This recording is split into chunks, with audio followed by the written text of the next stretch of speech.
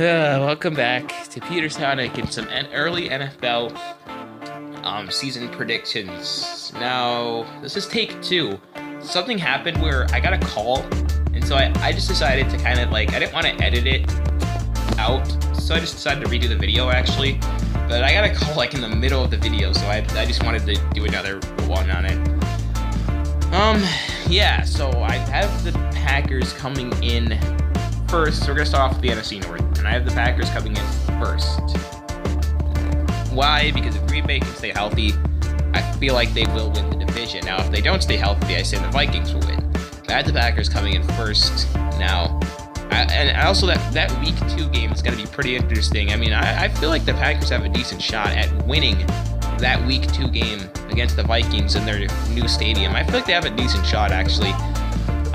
Don't really underestimate, people coming into that stadium and winning. So who knows? It could happen. Don't be shocked if they did win that game. I wouldn't be too shocked if we won that game. But I have a feeling we're gonna lose that Week 2 game. I don't know. We'll see.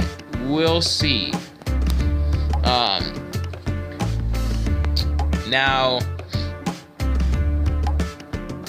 I have the Vikings coming in second. I originally wanted the Bears coming in second because the Bears just had a super easy schedule. Have a super easy schedule this year. They didn't have it because then they would have already done it. But they have a super easy schedule this year. But I just feel like the Bears won't be good enough to beat out the Vikings for the wild card spot. I just feel like they won't be. I feel like the Vikings will beat them twice. The only way I can see this happening is if by the end of the day, though, the Vikings still have a worse record and the Bears would be like 11-5 as the Vikings might be like 10-6. So we'll see. But I feel like actually, when I really get down to thinking about it, I just can't see the Bears being good enough yet to beat out the Vikings. I feel like they're on the rise. Like, don't get me wrong, that this Bears team is actually pretty talented.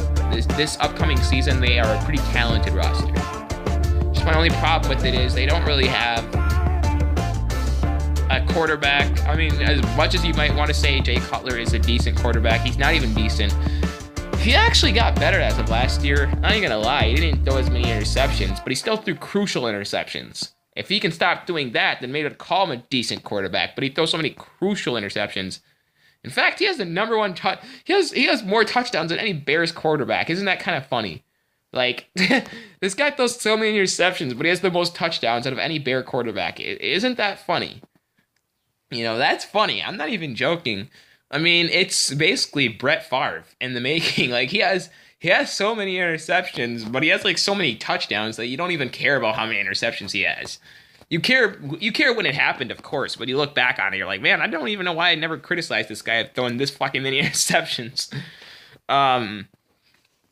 Yeah, but that's the funny thing. He has the most touchdowns of any Bear quarterback.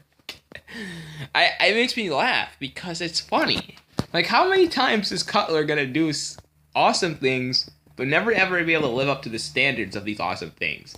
Cutler, I don't think will ever win a Super Bowl. I'm sorry, but Jay Cutler just won't win a Super Bowl. Maybe he will, and when he does, I'll definitely come on my channel and say, yeah, I was wrong.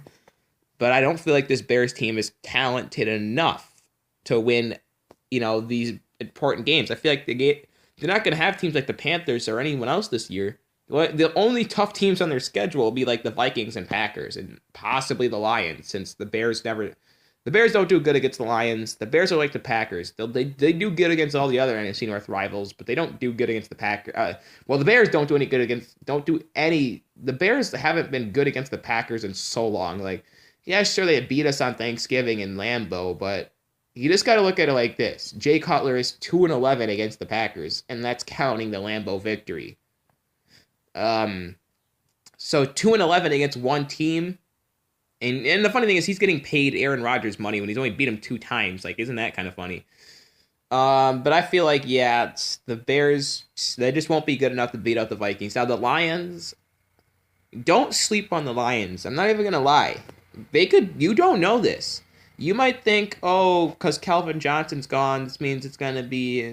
Don't sleep on the Lions. The Lions could actually beat You don't know this yet, so don't sleep on them. I feel like the Lions actually I feel like the Bears will actually go fourth, and they'll be last place in the division. Don't sleep on the Lions. I feel like they'll still win a lot of games. At least enough games to be third place in the division. So I don't sleep on them. I see like the Lions being like 9-7 or something around there, like last year's record. Maybe the Lions will be 10-6 this season, and possibly a wild card seed. I wouldn't sleep on them, especially since they're gonna have an easy schedule. At least in terms of, I feel like they'll have an easy enough schedule for their talent. And yeah, don't sleep on the Lions. I feel like they could actually. I feel like they could actually be one of the best teams in the NFL. No, I'm joking, but I don't sleep on them though. That's what I got to say for that. Do not sleep on Matthew Stafford. He's becoming a good quarterback. I mean, he really is. Matthew Stafford is becoming a good quarterback. Now, yeah, Calvin Johnson certainly helped, but he became a good quarterback. I feel like a lot of our good quarterbacks are kind of interesting. Like all the quarterback situation for the NFC North is probably, you got Rodgers being the best. I feel like Stafford is the second best quarterback in the NFC North. That might sound crazy, but I feel like it is true. What? You want to call Bridgewater the second best quarterback? Psst, please, get the fuck out of here. Bridgewater is not that good just yet, so don't even...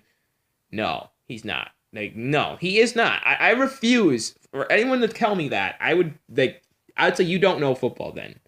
I don't care that Bridgewater, did that. Bridgewater really didn't do anything last year. I'm sorry to say that for any Vikings fan. Because I may be a Packers fan, but I'm not one of those Packers fans that say the Vikings suck, because they do. The Vikings are actually on the rise. The Vikings are going to be a thorn in our ass for many years to come with Bridgewater and stuff. Especially since Rodgers has got a good 8 years left. So that's why I say they're going to be a thorn in our ass, because eventually we're not going to have Rodgers anymore. So what do we look to then at that point?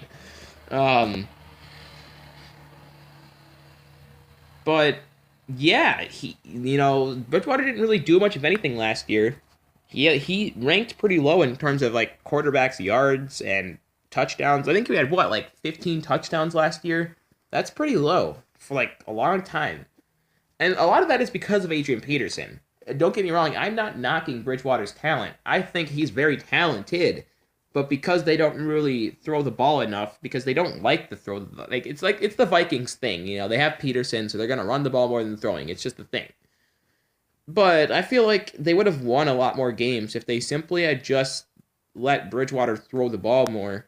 I'm not even joking. Like, I feel like in this day and age, you have to have a guy who can throw the ball. You can't depend on the run game all the time, because we see that where that's gotten the Vikings. They haven't really done anything until Bridgewater came. So it really didn't matter how good Peterson really was. He never really he only got them in the playoffs like twice. And you already saw how good they went with Brett Favre. So again, when you have a guy who can actually throw the ball, you are going to go places. Now, just make sure it isn't like Brett Favre. Brett Favre was Brett Favre. He's known to fuck up, and he fucked up the Vikings' chance to win a Super Bowl. I laugh so hard. He's known to fuck up, though, so don't get a guy like that who is really known to fuck. Don't get a guy like Jay Cutler, Brett Favre, Tony Romo. Don't get a guy like that, because those guys are known to fuck up. They're known to mess up in the most important moments of the game. And it's not all the time, but it'll happen sometimes. Like Brett Favre, again, with the Vikings. All they needed to do was run the ball, but he wants to throw the ball, and then it's intercepted, and then that's that. It's intercepted, and then they take it all the way down there and fucking win the game, and then the Saints go on and win the Super Bowl. So it's kind of like the Vikings probably would have won. I feel like the Vikings would have beaten Peyton Manning and the Colts. I feel like they would have. I don't know anyone else who doesn't. So, yeah, I don't know.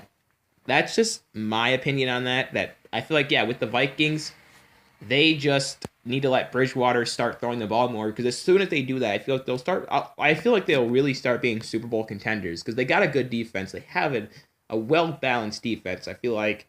And then they have a good secondary. I don't care what anyone says. The Vikings have a great secondary. It's just the problem is they have a great secondary, but they don't have an elite secondary. So they're going to still get beat over the top by receivers like Jordy Nelson, Antonio Brown, if Calvin Johnson was still there, Larry Fitzgerald. They're going to still get beat by the elite receivers, but they're not going to just let, fucking Randall Cobb and Devontae Adams. They're not going to just start letting everybody start school them. I feel like that's how good their secondary is. It's going to take the elite receiver to actually start beating them up. Now, thing is, with their defense, yeah, the Vikings defense is just really good. I don't know anyone who hasn't said that yet. If you say they're not good, you don't know football. I'm just sorry. Their defense is just that good.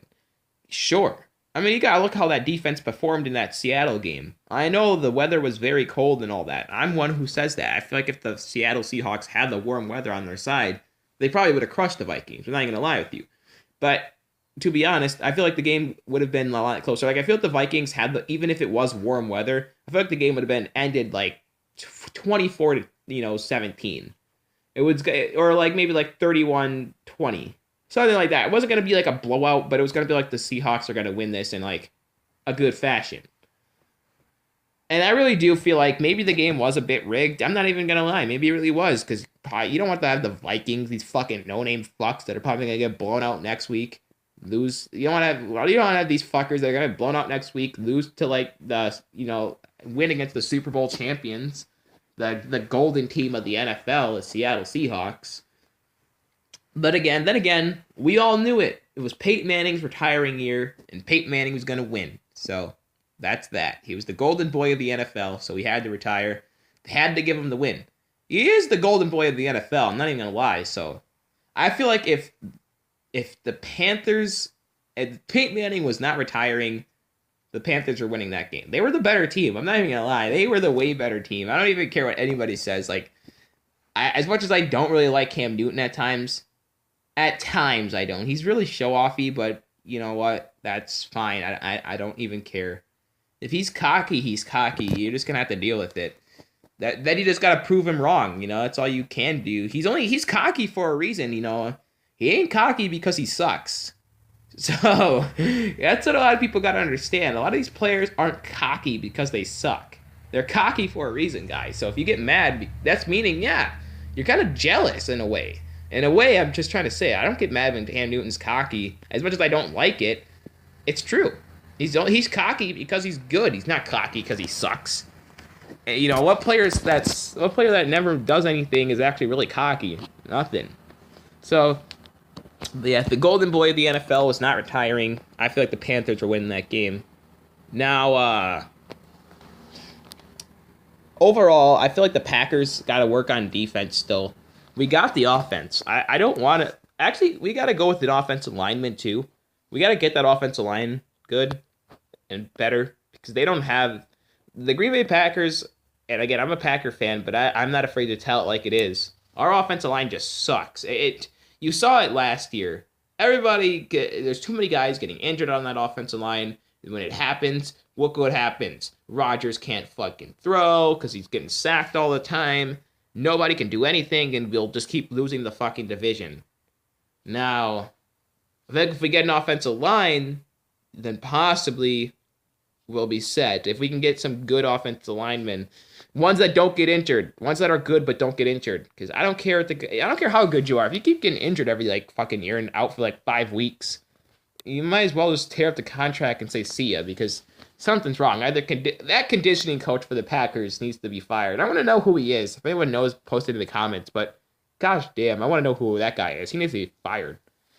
Seriously, the conditioning coach has to be gone. I mean, you just see how many injured Packer just every fucking year some guy's injured. And there's 12 people. Now, yeah, the Packers defense, I would say, is very good. I feel like the Packers have a very talented defense with Clinton Dix. I feel like Demarius Randall is going to improve a lot. And when Demarius Randall improves, I feel like that's going to be good. Now, Demarius Randall is actually very good. He was actually pretty good for a rookie. I feel like Quentin Rollins is going to be okay. Sam Shields is in his prime now. Clay Matthews and Julius Peppers are in their prime. I actually really liked... You know what? B.J. Raji did somewhat good. I thought B.J. Raji was going to suck, because he really hasn't done anything. He's either been injured or he's been doing nothing. So I actually feel like he might make his final year a good year. I feel like he might. If he doesn't, I don't care, because like I said, he passed my expectations. Just barely, but he still passed. Anyway, I'm Peter Sonic. I'll see y'all later.